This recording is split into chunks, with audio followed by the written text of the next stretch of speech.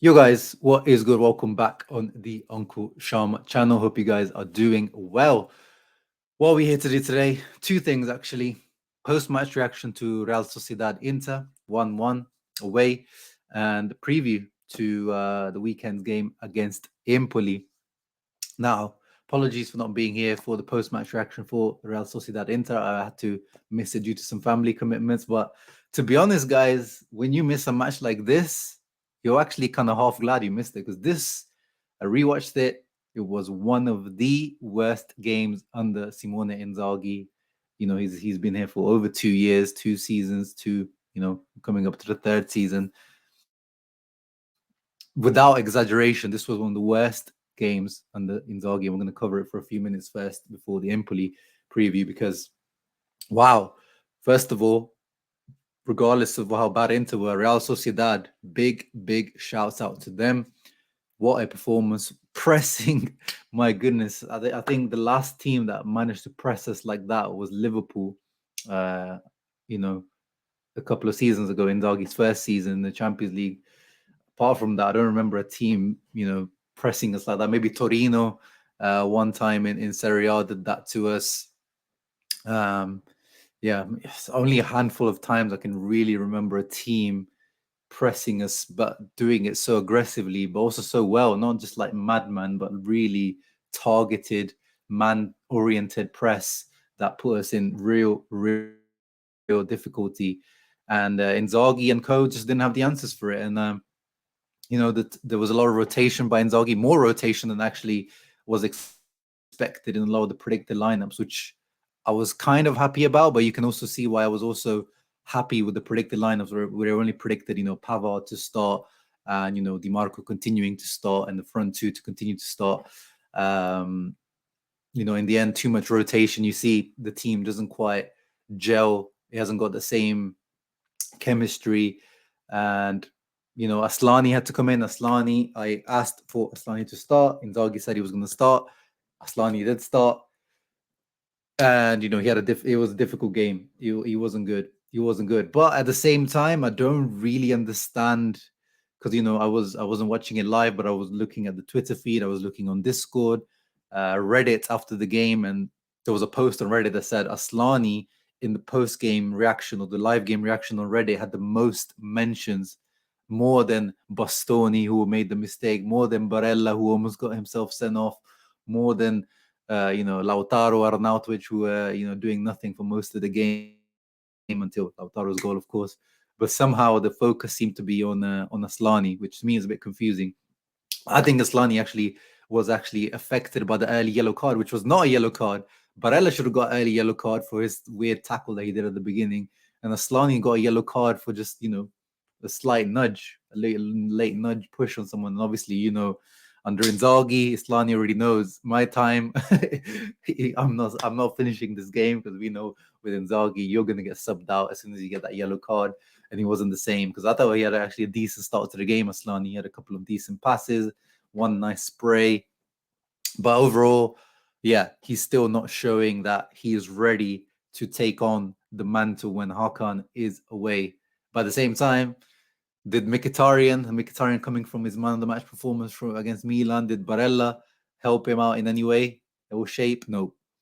Dumfries was back to his not his, let's not say his usual self, because I think this season is actually showing the Dumfries from first season. I'm not surprised with Dumfries this season, but the other day's performance was more like Dumfries from last season. Carlos Augusto was okay. I was surprised actually. I don't know if you noticed, he's actually taking some set pieces. Carlos Augusto. I know he has a decent left foot, but I didn't think he had that set piece taking ability, which is good. So if you sub him for Dimarco, which of course is one of our set piece takers, it's interesting to see that Augusto was able to do that. Pavard. Let's take a few of the positives. There was lots of negatives. Arnautovic was really bad. Lautaro was really bad until the goal. One shot, one goal though. Lautaro, which is amazing. If he's becoming clinical, if he's becoming lethal. Thank you, Lord. But of course, way too early to speak. But let's talk about some positive, because there were some positives to take. Benji Pavard, first start, probably the best player in my opinion for Inter in terms of passing and out, also good tackles. His understanding and chemistry with Dumfries isn't there yet, but of course that was his first start, and I hope to continue seeing Pavard start now. And we'll get into the predicted lineup for the Empoli game, which it looks like he will. So that's a big positive. And Jan Sommer, he was amazing, man of the match for Inter for sure. As I said, maybe Pavard was outfield players, but I think overall it has to be Sommer, because without him, we would not be, in this tie still. 1-1, as I said in the preview, I predicted a win, but I said if we take a draw away at San Sebastian, Real Sociedad, first game in Champions League after a long time, they're going to be, up for it. Crowd was amazing. They made it difficult for us, so I'm happy with the 1-1, to be honest. Not the end of the world. Shouts out to the boys at Interviews Podcast. They do these post-match or little newsletters nowadays, so make sure you check them out. Interviews.beehive.com. Interviews on Spotify and all those, Apple. Check them out on those podcast platforms. They did a little wrap-up, and they had a beautiful graphic here to show some of the issues in this game. They showed all the positive from the previous game. But look at this, the pass map from the game. This is Real Sociedad, minutes 1 to 63 and into minute 1 to 56. Look at that. There are no passes between Lautaro and Arnautovic. The ball is not going to them. That is the key to Inter's game, isn't it? Especially this new vertical Inter team under Inzaghi, where we look for the strikers as the first outlet, and then we move off, depending on how they hold up, where they link up after that first initial contact with them is made. But there was no link up with them. Lautaro was coming deep. Arnautovic found no space.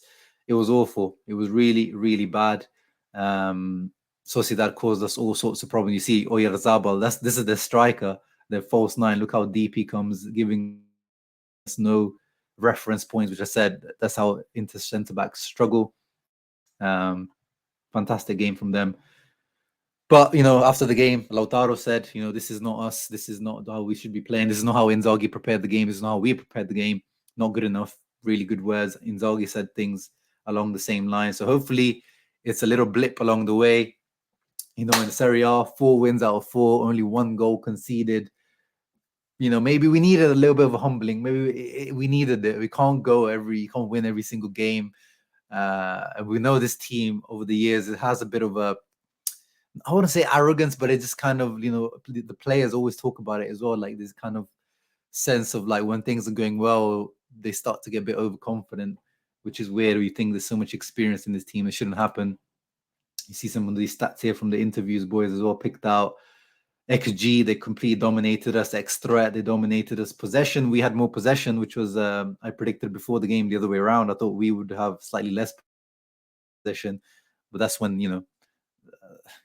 that would have meant things actually went well, because that meant Sociedad had to create chances instead. Look at field tilt, which means they dominated. Even though they had less possession, that means they dominated the field positionally more than us.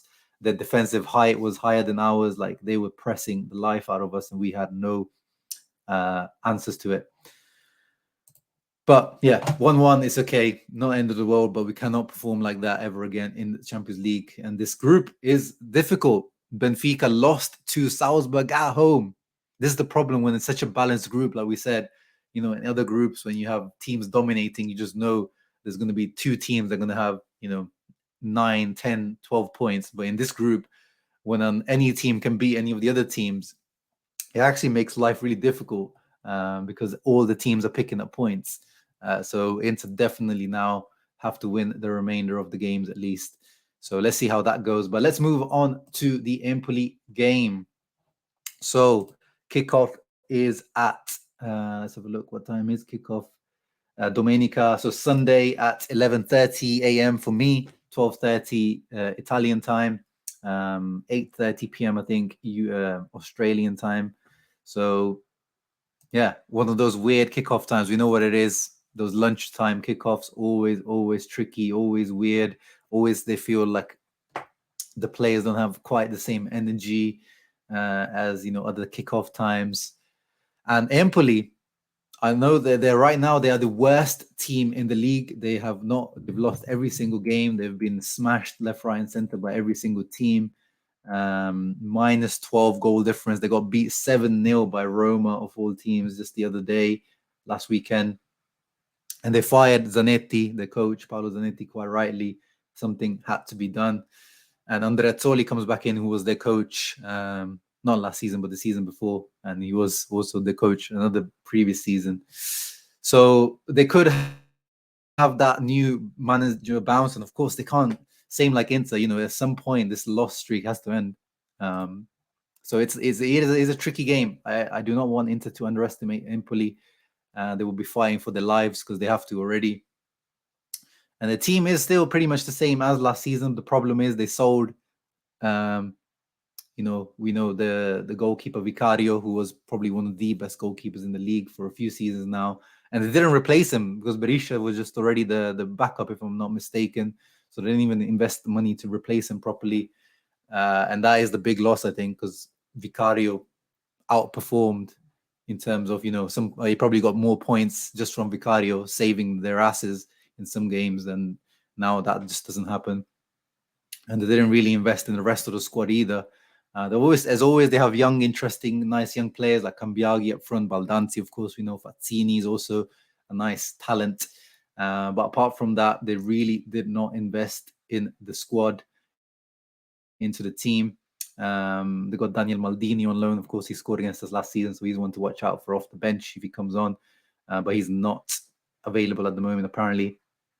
So, yeah, focus on Inter. Looks like more rotation, as we said. And I predicted, Inzaghi will start to rotate the team now. So the Gazzetta lineup at the moment has Benji Pava starting and De Vrij starting and the Acerbi starting. So only Acerbi coming in for Bastoni. The Matty Dom starting in the right wing back. Let's not forget, of course, that is one of the positions Matty Doms can cover. Dumfries has played a lot of football recently for Inter and the Netherlands, so I think he does deserve a rest. And Cuadrado looks like he's still out. Cincy is out, shock, but Cuadrado says three days out still. So I'm not against that. Pavard and Darmian, I think, can link up and provide a nice partnership with Frattesi, who I think now it's time to start him. Inzaghi did say he's 100%. I know a lot of people, and I myself, were calling for him to start against Sociedad, but Inzaghi said he's not been 100% yet physically. There was a little issue with him, so that's why he came on as a substitute again against Sociedad. But hopefully, if he is fit, even 90-95% fit, I think he now deserves to start a game. And Barella, again, similar to Dumfries, he's played a lot of games already for Italy and Inter.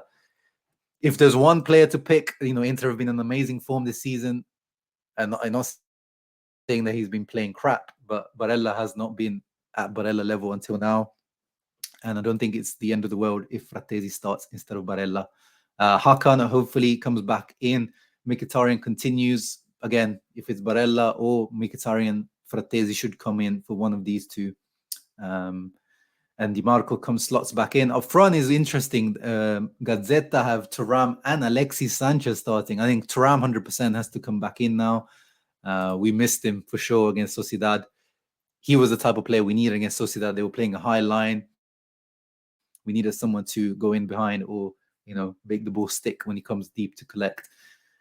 Thuram and Sanchez, I don't know. It reminds me a little bit of Correa, Sanchez. When we used to play that under Inzaghi, you end up playing with basically no striker because they both want to come in deeper. They both want to come collect and, take on players or, build up from a little bit deeper.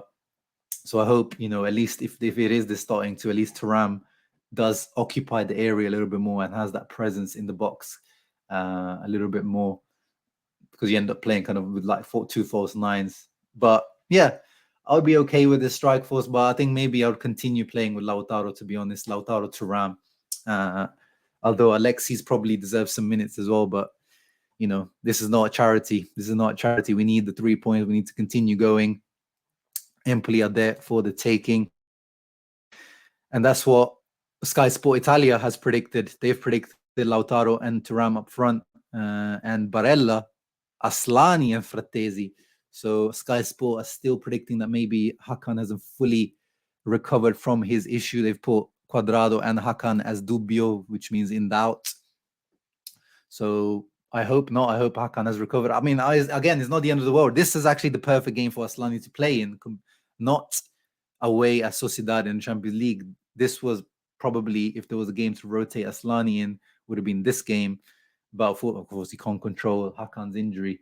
They also have Darmian as the right wing back and Di Marco returning, and also De Vrij, Acerbi, Pavard backline. So it looks like, we'll have some rotation. Pavard starting, Darmian right wing back. The only doubt is, Aslani and the striker, and whether which midfielder does Frattesi come in for, Barella or Mkhitaryan. I personally, as I said, I would maybe rest Barella on this one, and you have Frattesi, Mkhitaryan. And, if Hakan is fit, I would probably start Hakan instead of Aslani. But if Hakan's not, I definitely don't want to risk Hakan and, make his injury worse. He's only a muscular fatigue, but you don't want to make that fatigue into a tear, a proper injury. So hopefully Inzaghi makes the right decision with the medical team. But apart from that, I'll be happy. I'm happy with this lineup. Again, let's see what Sky Sport have for Empoli. They have pretty much the same lineup apart from Bastoni starting here instead of Yusuf Male.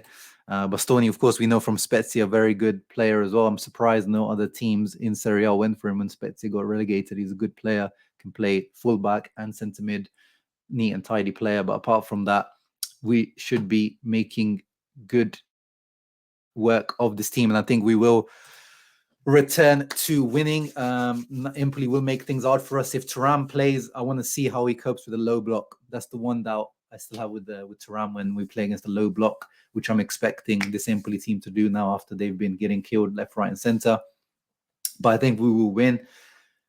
I don't think it'll be a washout. I think Empoli will make it difficult for us. So I'm predicting I'm going to go for a 2-0 victory away from home for Inter. You guys let me know in the comments down below your prediction for the match. Hope you guys enjoyed that reaction. And we should be back with normal live post-match reaction for this one on Sunday morning, afternoon, I guess, when the reaction will be. So make sure you look out on the channel. So ragazzi, leave a thumbs up, subscribe to the channel. Forza Inter.